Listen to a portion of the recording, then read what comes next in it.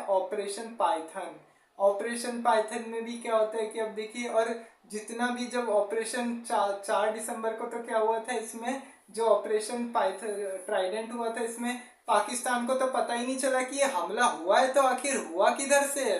अभी यहाँ से हमला हुआ है तो अब, क्योंकि अब पाकिस्तान ने फिर क्या किया कि रेस्क्यू टीम भेजी अपनी। अब रेस्क्यू टीम भेजी, अब देखिए अब ऐसे हमला होता है तो अब जैसे तुरंत बोला जाता है ना कि रेस्क्यू टीम भेजने के लिए तुरंत में बोलना पड़ता है। अगर रेस्क्यू टीम नहीं आएगी तो कुछ होगा नहीं।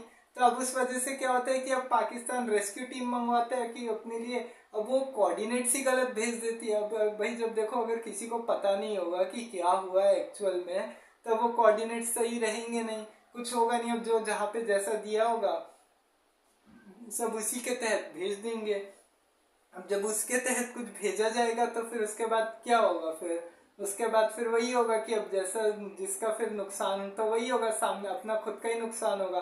तो ऐसे करके क्या हुआ, कुछ शिप्स में तो यहाँ पे पाकिस्तान ने तो अपनी शिप्स पे मिसाइल फायर कर दी उस वजह से। मतलब जो इंडिया की तरफ वो मिसाइल फायर करने के लिए सोच देख रहा था, अब कोऑर्डिनेट्स नहीं थे तो अब पता तो चलता नहीं ऐसे में क्या होता है। तो पाकिस्तान ने भी कुछ अपने शिप्स अपनी वजह से ही डुबा दिया, अपने पे ही मिसाइल फायर करके। सोचिए कितना बड़ा धोखा दिया हमने पाकिस्तान को ऐसे करके।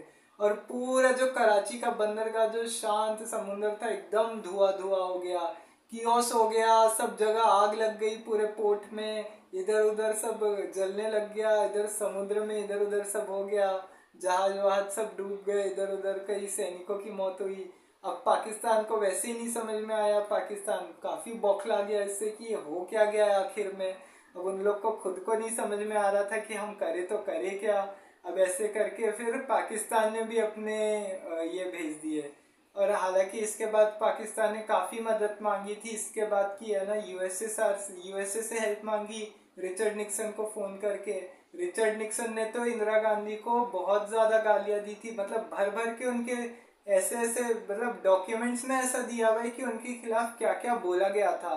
इंदिरा गांधी को हेनरी किसिंगर और रिचर्ड निक्सन ने कितनी गालियां दी थी उनके बारे में, कितना उल्टा सीधा बोला था इंडिया के बारे में। पूरे हिंदुस्तान में की जनता में उसको लेके कितना गुस्सा था कि ये अमेरिका का राष्ट्रपति इतना बड़ा जेनोसाइड हो रहा है, इसको ये नहीं दिख रहा है कि इतना बड़ा पाकिस्तानी आर्मी नरसंहार कर रही है।